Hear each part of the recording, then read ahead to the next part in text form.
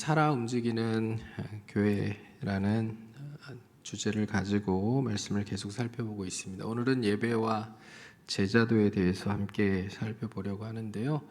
굉장히 중요한 요소이고 부분들이니까 더욱 귀를 기울여 주시고 마음을 다하여 들어 주시면 좋겠습니다.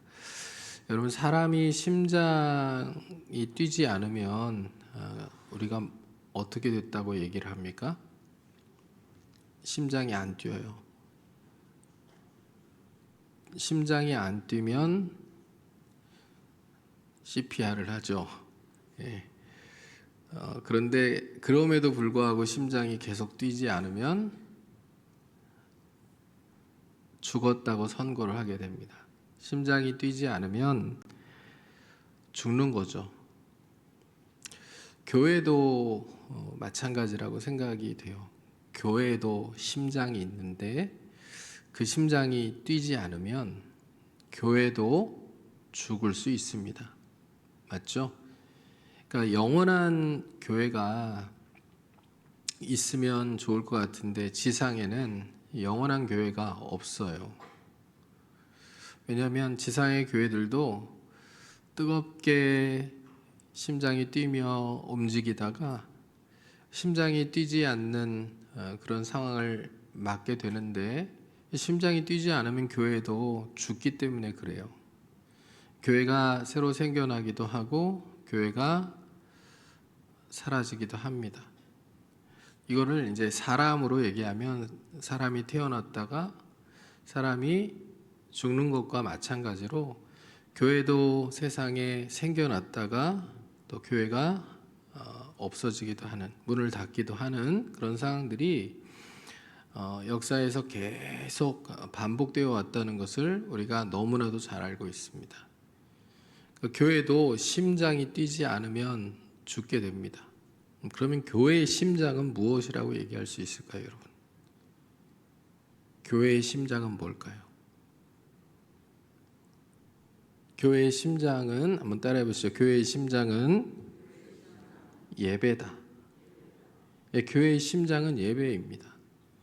예배가 살아 있어야, 예배가 생명력이 있어야, 예배가 심장이 힘차게 뛰듯이 그렇게 생명력 있게 뛰어야, 그래야 교회가 살아있는 교회라고 얘기할 수 있는 겁니다. 한국 교회는요, 전 세계에서 유래를 찾아보기 힘들 정도로 많은 예배를 드리는 교회입니다.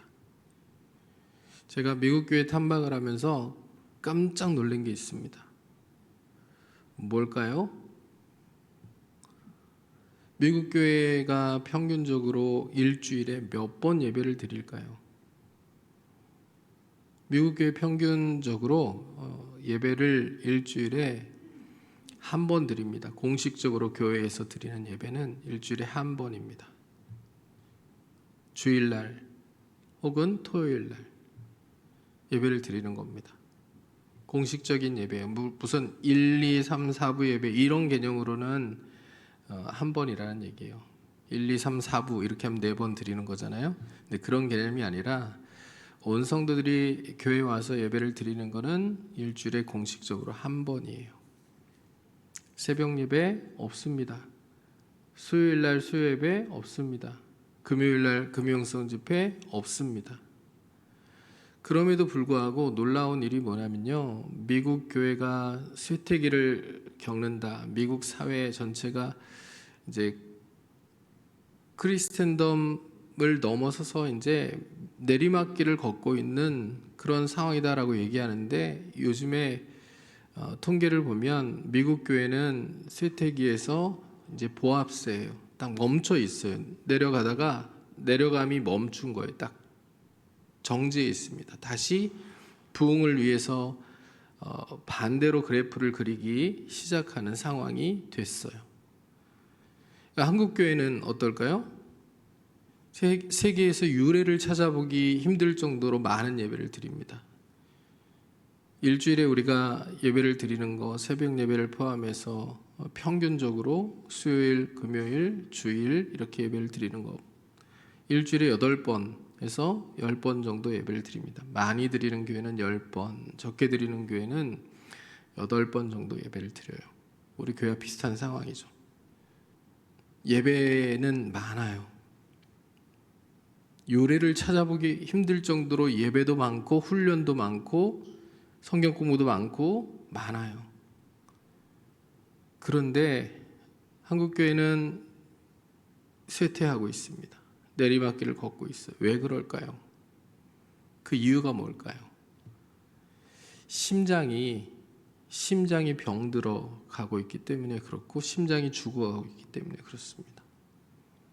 즉 예배가 형식적인 예배가 되어버리고 있고 예배 가운데 성령의 임재와 성령의 역사와 또 하나님과의 연합과 그리고 하나님 주시는 사명으로 예배 가운데 정말 가슴 뛰는 그 벅찬 감격과 기쁨과 결단을 가지는 그런 경우들이 점점 줄어들고 있고요. 그걸 가지고 세상 속으로 나아가서 이제 삶의 예배 또 제자들을 실천하는 인생으로 나아가야 되는데 그게 연결이 안 되고 예배가 형식적으로 드려지는 것에 멈춰서 딱 중단돼 버리는 거예요. 그러니 이렇게 예배를 드리는 그런 상황들 가운데서도 몸은 와 있는데 마음은 없는, 그러나 또 이 자리에 와서 하나님 앞에 눈은 뜨고 있는 것 같은데 그런데 영은 죽어 있는, 예배를 드리면서도 마음과 뜻과 정성과 온 힘을 다하여 하나님께만 영광을 돌리고 이 예배를 통하여서 하나님을 사랑하는 것을 내가 온 몸과 온 영혼을 통하여 표현해야 되는데, 하나님께 영광을 돌려드려야 되는데 예배를 드리면서도 너무 바쁜 거예요. 머릿속으로 생각하는데 바쁘고 또 스마트폰으로 무엇인가를 검색하고 예배를 드리면서 쇼핑하는 분도 계시고 바쁘다고요. 심지어 예배 시간에 게임을 하는 분도 계시고, 예배를 드리면서도 이 예배 가운데 정말 온 마음을 다 담아내는 그런 경우들이 줄어들고 있기 때문에 예배는 많아도 예배가 형식적으로 드려지고 예배가 지겨운, 힘든, 버티기 괴로운 그런 시간들이 되어버리고 만다는 거예요. 예배를 통하여 하나님의 뜻을 발견하고 예배를 통하여 하나님이 기뻐하신 일들을 이루기 위한 결단들을 하고 예배를 통하여 내가 세상에서 하나님의 백성으로 어떻게 삶을 살아가는 것이 하나님께 영광을 돌리는 일인지 깊이 고민하고 그것을 또 실천하겠다는 결단을 가지고 예배를 마치고 문을 열고 나아가야 되는데 그렇게 살아가지 못하는 그런 모습들이 우리에게 너무나도 많다는 얘기입니다. 그래서 학자들이 얘기해요. 교회 안에서 한국교회는 교회 안에서는 많은 예배들을 드리지만 교회 밖에서 삶의 예배가 실종되어 버린 교회다. 이 한국교회를 진단하는 진단입니다. 교회 안에서는 수많은 예배, 전 세계에서 유래를 찾아보기 힘들 정도로 수많은 예배를 교회에서 드리지만 그러나 예배 밖에서의 삶의 예배는 실종되어 버린 교회다. 그러니까 성과 속을 날카롭게 구별하고 교회와 세상이 분리가 되어 버린, 여러분 교회와 세상은 연결이 되어 있어야 됩니까? 분리가 되어 있어야 됩니까? 연결이 되어 있어야죠. 주님께서 교회를, 성도들을 향하여서 뭐라고 얘기하십니까? 너희는 세상의 빛이라, 너희는 세상의 소금이라. 교회는 세상에 존재하잖아요. 세상 속에 존재하잖아요. 그리고 세상 속에서 감당해야 될 명확한 사명이 있어요. 세상의 소금이고 세상의 빛이어야 되는 거예요. 근데 교회가 스스로를 분리해버립니다. 세상과 우리와 딱 단절되어 있는 것처럼 성과 속을 구별하죠. 교회는 거룩한 곳이고 세상은 거룩하지 못한 곳이에요. 그런데 우리가 예배를 통하여서 하나님의 임재를 온전히 체험하고 하나님이 우리에게 원하시는 바가 무엇인지를 마음에 깊이 새길 수 있다면 세상은 우리가 분리되어 교회 안으로 숨어야 되는 것이 아니라 예배를 통하여 은혜를 받고 하나님의 뜻을 깨달았다고 하면 세상은 우리가 변화시키기 위하여서 복음을 전하기 위하여서 하나님의 생명을 흘려보내기 위하여서 가야 되는 곳으로 인식할 수 있다는 겁니다. 그래서 여러분 제자의 삶이란 우리 제자도라는 얘기를 굉장히 많이 사용하는데 제자도라는 것은 예수님을 따라 배우고 예수님처럼 살아가면서 예수님의 명령에 순종하는 삶을 살아가는 거죠. 그러니까 저는 제자도와 삶의 예배가 다른 얘기가 아니라고 생각해요. 그러니까 우리가 삶의 예배로 이 예배가 현장에서 드리는 이 예배가 이제 삶의 예배로 이어진다라는 얘기는 우리가 예배자로 하나님 앞에 이렇게 서고 삶의 예배자로 살아간다. 이 얘기는 제자로서 그리스도의 제자로서 세상 가운데서 제자도를 실천하며 살아간다. 이 말과 다르지 않은 말이라고 할 수 있다는 얘기입니다. 여러분 제가 질문을 드립니다. 여러분 삶의 예배자이십니까? 여러분 제자이십니까? 여러분 삶의 예배자가 되시기를 주님의 이름으로 축복합니다. 그리스도의 참된 제자가 되실 수 있기를 세상에서 제자도를 실천하는 참된 제자들이 되실 수 있기를 주님의 이름으로 축원합니다. 여러분 살아 움직이는 교회가 되기 위해서는요. 심장인 예배가 건강해야 합니다. 그래서 예배를 우리가 진단해 볼 필요가 있죠. 예배 형식과 우리가 드려지는 예배 형태 그리고 예배의 순서를 점검하는 것도 중요하지만 예배자로서 앉아있는 내 자신의 마음, 상태, 태도, 중심 이것을 점검해 볼 필요가 있어요. 먼저 점검해야 됩니다. 이게 긴급 점검해야 될 가장 우선순위의 점검이에요. 나는 예배자로서 이 1시간 예배를 드리면서 이 예배를 통하여 하나님을 향한 내 모든 사랑을 온전히 고백하고 하나님의 영광을 위하여 모든 초점을 맞추며 그렇게 예배자로 이 예배 가운데 존재하는가? 이것을 우리가 점검해 볼 필요가 있습니다. 그래서 예배 시간에 몸만 앉아 있는 것이 아니라 우리의 온 마음이, 온 인격이, 온 중심이, 온 영혼이 주님을 같이 예배하게 되는 그런 모습으로 그런 참된 예배자로 영과 진리로 예배하는 참된 예배자로 우리가 이 자리에 예배의 자리에 나와서 하나님을 예배하는 그런 예배자가 될 수 있기를 주님의 이름으로 축복합니다. 그 점검이 될 때요, 이 자리에서 이 교회당 안에서 드려지는 예배가 삶의 예배로 이어져 갈 수 있는 겁니다. 그러니까 교회당 안에서 예배당 안에서 예배도 하나님을 온전히 사랑하는 마음을 담아서 이 시간 온전히 하나님께 집중하며 예배를 드리지 못하는, 그래서 하나님의 임재와 하나님의 역사하심과 하나님과의 연합을 경험하지 못하는 예배자가 삶에서 삶의 예배자로 서는 것은 불가능한 일이라고 생각하면 맞겠죠. 그렇죠? 여기서 안 되는데 삶의 예배는 훨씬 힘든 거 아니에요? 삶의 현장에서 믿지 않는 사람들과의 관계 가운데, 내가 직장에서 학교에서 이웃들과의 관계에서, 내가 살아가는 지역사회에서 그렇게 하나님의 백성으로 삶을 통하여 내 모든 언행 심사를 통하여서 하나님께 삶의 예배를 드린다. 이게 훨씬 어려운 일 아닙니까? 그러니까 여기 예배당 안에서 참된 예배를 드리지 못하는 사람들이 삶의 현장에서 삶의 예배를 하나님 앞에 온전히 드린다. 이것은 불가능한 일이라고 생각하면 됩니다.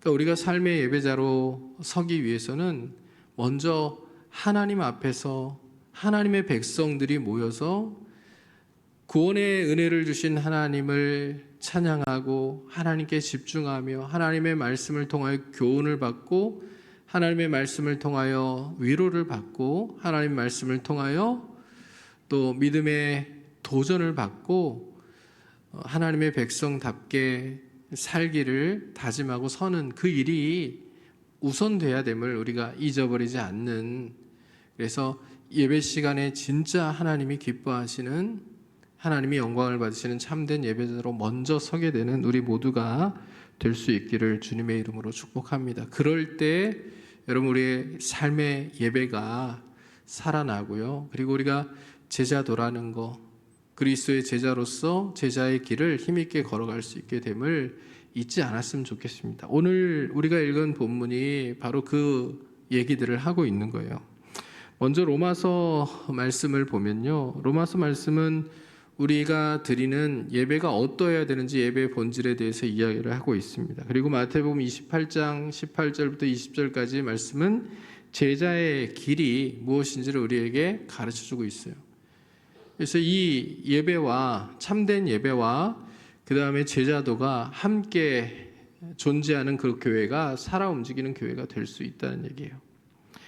먼저 로마서 말씀을 한번 살펴보겠습니다. 바울이 이렇게 로마서 12장 1절을 시작합니다. 그러므로 형제들아, 내가 하나님의 모든 자비하심으로 너희를 권하노니 너희 몸을 하나님이 기뻐하시는 거룩한 산 제물로 드리라. 이는 너희가 드릴 영적 예배니라. 여기서 우리가 중요하게 생각해 볼 단어가 두 가지가 있는데요. 하나는 몸이라고 하는 단어고요. 하나는 영적인, 영적 예배라고 얘기할 때 영적이라는 단어예요. 두 단어입니다. 몸이라고 하는 단어는 단순히 우리의 육체를 얘기하는 게 아니에요. 전 인격적인 삶 전체를 얘기하는 겁니다. 너희 몸을 하나님이 기뻐하시는 거룩한 산 제물로 드리라 할 때 이 몸이라고 하는 것이 우리 인격 전체, 우리의 삶 전체를 얘기하는 것이라고요.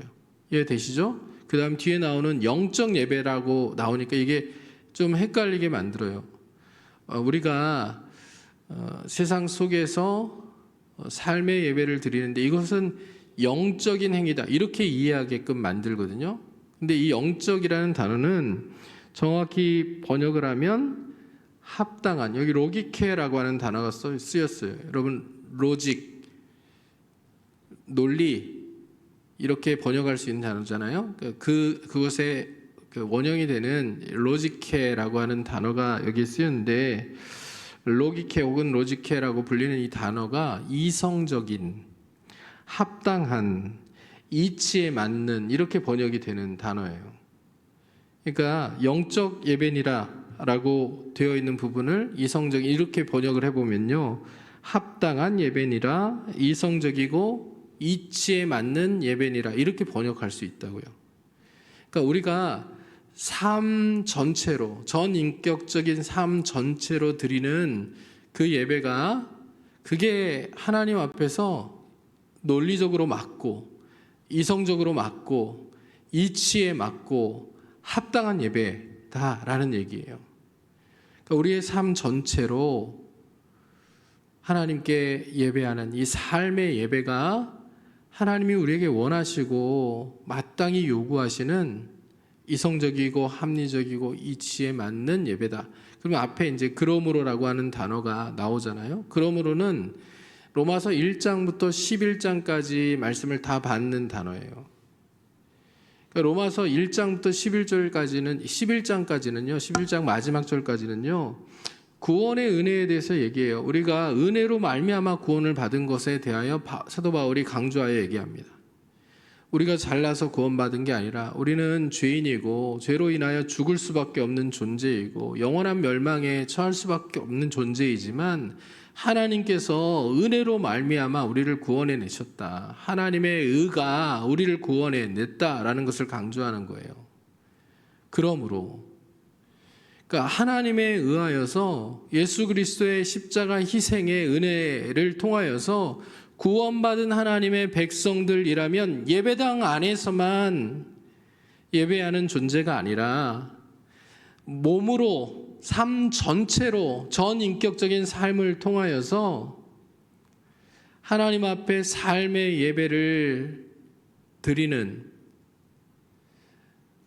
그런 인생을 살아가는 것이 마땅하다는 거예요. 그게 하나님이 기뻐하시는, 하나님이 원하시는 마땅한 예배, 이치에 맞는 예배, 합리적인 예배다라는 얘기예요. 그러니까 우리는 어떤 예배자가 되어야 되는 겁니까? 예배당 안에서만 하나님 찬양하고 사랑한다고 얘기하고 하는 예배자가 아니라 삶의 현장에서 믿음을 고백할 수 없는 순간에도 하나님 살아계신다고 고백하고 하나님 사랑한다고 고백하고 다 이해할 수 없는 삶의 순간들을 지날 때에도 하나님 사랑한다고 하나님을 신뢰한다고 끝까지 하나님만을 섬기겠다고 그래도 여전히 하나님은 내 삶의 구원자이시고 내 삶의 주인이시라고 고백하는 삶의 예배자로 우리가 서는 것이 너무 중요하다는 얘기예요.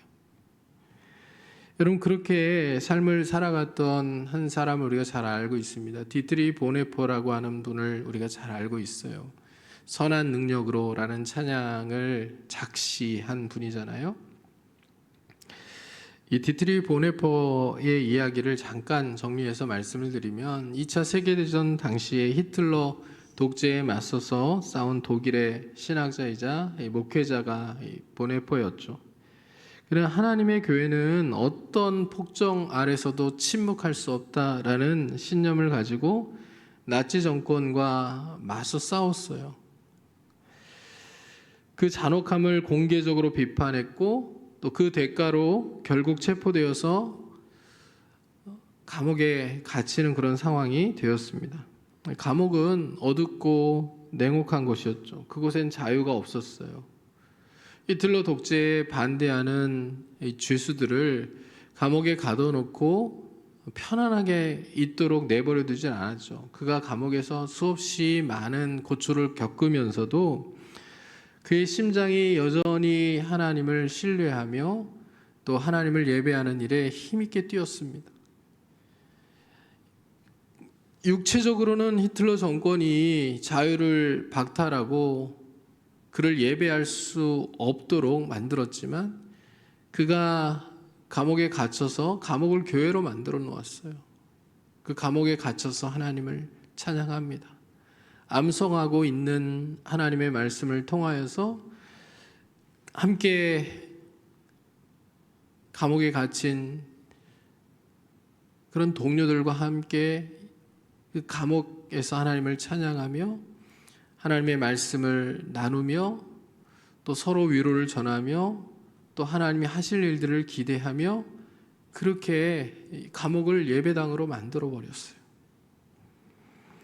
1945년 4월 전쟁이 끝나기 불과 2주 전에 보네포가 교수형을 당하게 됩니다. 바로 그 직전에 마지막 예배를 하나님 앞에 올려드려요. 그가 형장으로 끌려가면서 사람들에게 말합니다. 이것이 끝이 아닙니다. 오히려 이것이 새로운 시작이 될 겁니다. 라고 얘기하면서 남겨진 사람들을 위로합니다. 여러분 그의 삶 전체가 예배였어요.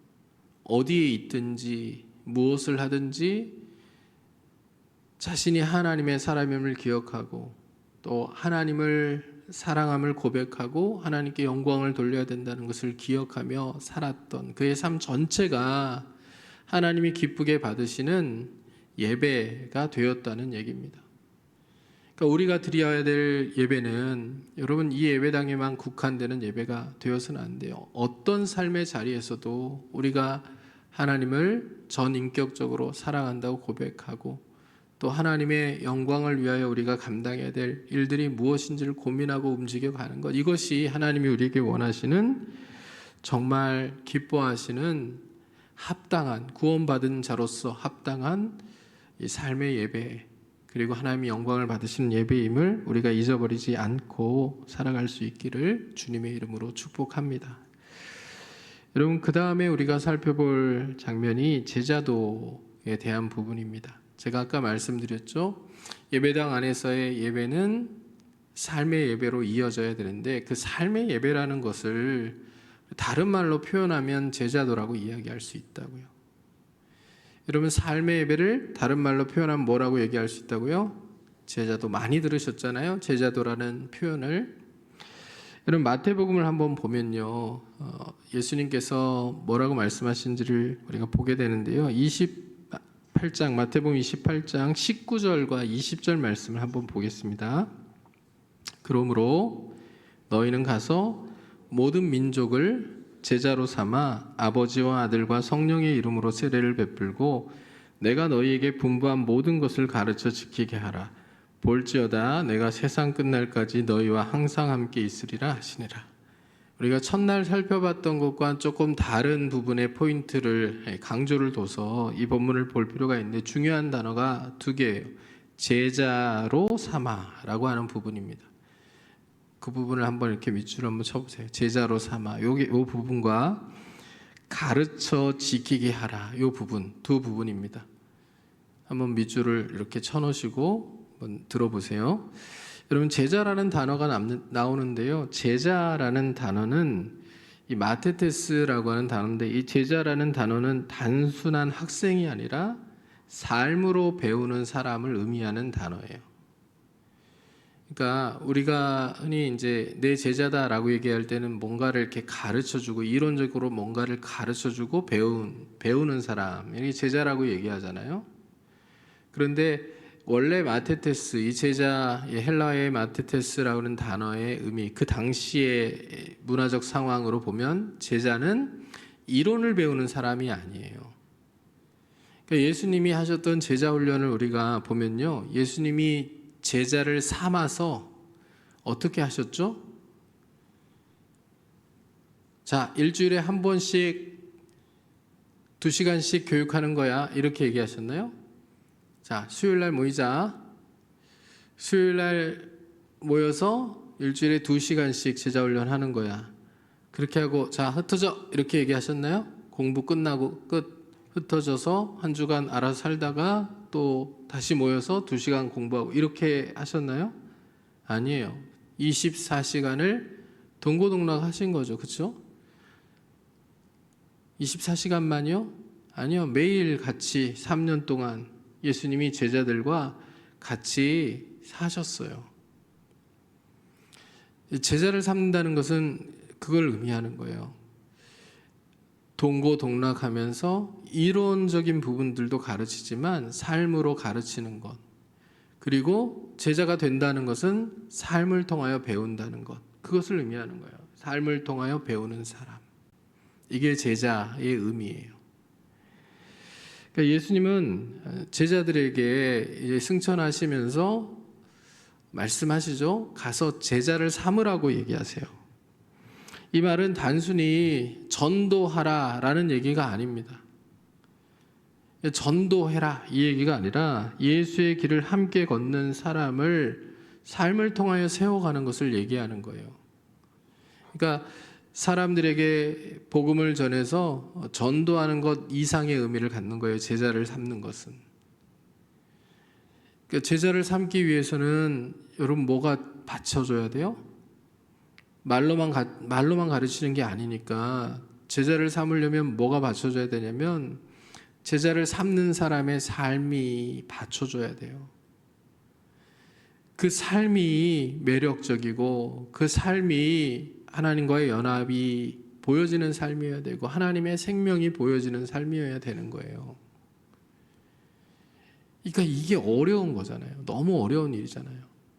그러니까 우리가 예수님을 잘 믿는다는 것은 좋은 사람이 되는 걸 의미하는 겁니다. 먼저 좋은 제자가 돼야 좋은 제자를 만들어낼 수 있죠. 제자를 삼는 일들을 할 수 있죠. 그래서 사실 참된 예배자로 우리가 산다는 얘기는요, 삶의 예배자로 산다는 얘기인데, 삶의 예배자가 된다는 얘기는 예수님을 닮아가는 것, 그리고 예수님의 모습을, 예수님이 보여주신 모습들을 통하여, 가르침을 통하여서 성장하고 성숙하여 예수님을 닮은 사람이 되고 예수님의 모습을 생각나게 하는 사람이 되는 것, 그것을 의미하는 거예요. 저도 여러분도 우리가 삶으로 주님을 배워가는 하나님의 백성들, 진짜 주님의 제자들로 설 수 있게 되기를 주님의 이름으로 축원합니다. 그리고 우리가 또 그렇게 제자를 삼는 일들에 우리 삶이 받쳐주기 때문에 누군가를 제자로 삼는 일들에 쓰임받는 그런 인생을 살아갈 수 있게 되기를 간절히 소망합니다. 저도 그렇고요. 제가 여러 번 반복해서 말씀드린 내용들이 있어요. 설교를 준비해서 설교를 하는 것보다 훨씬 힘든 게 뭐냐면 제가 전하는 말씀대로 삶을 살아내는 거예요. 이게 제일 힘든 거지. 말씀을 연구하고 준비하는 거 힘든 일인 건 맞아요. 오랜 시간이 걸리고 고민하고 묵상하고 해야 되는 일인 거 맞죠. 그러나 그 준비 과정보다 말씀을 전하는, 설교를 전하는 시간보다 더 힘든 거는 삶으로 그 말씀을 살아내야 하는 거예요. 말씀에 부끄럽지 않게 서기 위해서 노력해야 되는 그 모습, 그게 더 힘든 거예요. 그러니까 우리가 주님을 따르는 진짜 제자가 된다, 삶의 예배자가 된다, 이거 힘든 일이지만 그러나 우리를 구원하신 하나님의 은혜를 인하여서 우리가 마땅히 그렇게 나아가야 되는 거고, 그것을 돕기 위하여서 하나님이 우리에게 성령님을 보내주셨다라는 것을 기억하면서 그렇게 삶의 예배를 드리고 진짜 제자들을 삶 가운데 실천하며 살아가기 위해서 몸부림치는 저와 여러분이 될 수 있기를 주님의 이름으로 축복합니다. 그 다음에 살펴볼 단어가 가르쳐 지키게 하라라는 건데요. 이것도 어떤 내용이냐면 가르쳐 지키게 하라. 그러니까 말씀을, 복음을 전해서 가르쳐 주는 거잖아요. 주님께서 말씀하신 모든 내용들을 가르치는 거. 그런데 거기에 끝나지 않고 지키게 하는 것까지 연결이 되잖아요.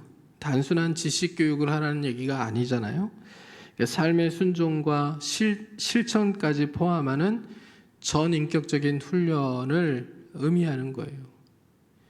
삶의 실천까지 이어지도록 훈련하고 또 가르치는 것, 이것을 의미하는 겁니다. 그렇게 여러분, 제자도가 빠진 교회는 엔진이 없는 자동차와 똑같아요. 그러니까 교인이 아무리 많더라도 제자가 없으면 그 교회는 심장이 멈춘 교회 될 수밖에 없어요. 자동차에 엔진이 없는 그런 자동차와 같은 교회가 될 수밖에 없다고요. 수천 명, 수만 명이 모여도 그 교회는 힘이 없어요. 아무것도 할 수가 없어요. 여러분, 우리 교회가 살아 움직이는 교회가 되려면 여러분, 이 안에 참된 예배자들, 삶의 예배자들, 제자도를 가지고 세상에서 그리스도의 제자로 살아가면서 또 제자를 삼는 그런 진짜 하나님의 백성들, 진짜 제자들이 이 교회 안에 가득할 때 여러분, 우리 교회가 살아 움직이는 교회가 될 수 있으리라고 믿습니다. 여러분이 제자가 되시면, 진짜 제자가 되시고 삶의 예배자가 되시면 교회는 역동적으로 움직여 갈 거라고 믿습니다. 제가 이번 특별 기도회를 하면서 옆에 분들하고 인사를 한 번도 안 시켰죠. 그렇죠? 좋으시죠? 예. 새벽에 인사시키면 힘드니까 인사 한 번도 안 했는데요. 지금 하려고 물어본 게 아니라요. 여러분, 우리가 서로 이렇게 예배를 드리는, 여기에 지금 몇 분이나 계시는지 아세요? 이 새벽을 지금 거의 매일 사수하고 계신 분들이 한 온라인까지 포함해가지고 현장에 한 130명 정도, 그리고 온라인으로 한 50명 정도 이렇게 같이 동참하고 있거든요. 그러니까 우리 교인들 전체에 비하면 여기에 모인 분이 소수잖아요. 그럼에도 불구하고 제가 여기 몇 명 모였는지, 오시라고 막 그렇게 닥달하지 않고 숫자에 민감하지 않고 그냥 오신 분들이 은혜 받고 여기 계신 분들이 진짜 제자가 되고 여기 계신 분들이 삶의 예배자가 되면 그러면 교회는 살아 움직이는 교회가 될 수 있다. 여러분들을 통하여 교회가 달라질 수 있고 또 여기 오지 않고 관심도 없는 분들조차도 변화되는 그런 역사가 나타날 수 있다라고 믿기 때문에 저도 마음 편하게 이번 새벽 예배는 그저 메시지에 집중해서 여러분들과 지금 함께 나누고 있는 거예요. 좀 편해 보이지 않으신가요? 다른 때보다? 여기 계신 분들이 은혜 받으면 돼요. 여기 계신 분들이 진짜 삶의 예배자, 진짜 제자가 되기를 도전받으면 돼요. 마음 부담스럽겠지만 그러나 하나님께서 도와주실 거예요. 사모하는 자들에게 하나님이 감당할 수 있는 은혜를 주실 거라고 믿습니다. 그리고 성령의 충만함으로 함께 해 주시리라고 믿습니다.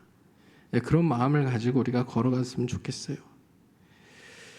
여러분, 우리 성도들이 이 세상을 살아가면서 세상 속에서도 정말 하나님의 생명을 보여줄 수 있는 삶의 예배자들 그리고 진짜 제자들로 살아가면서 여러분이 속한 모든 곳을 하나님 나라가 되게 하고 여러분이 만나는 모든 사람들을 제자로 삼는 그런 하나님의 사람들로 살아갈 수 있게 되기를 주님의 이름으로 축복합니다. 우리 교회는 그렇게 수많은 진짜 제자들로 채워져 가는 살아 움직이는 교회가 될 수 있기를 주님의 이름으로 축복합니다.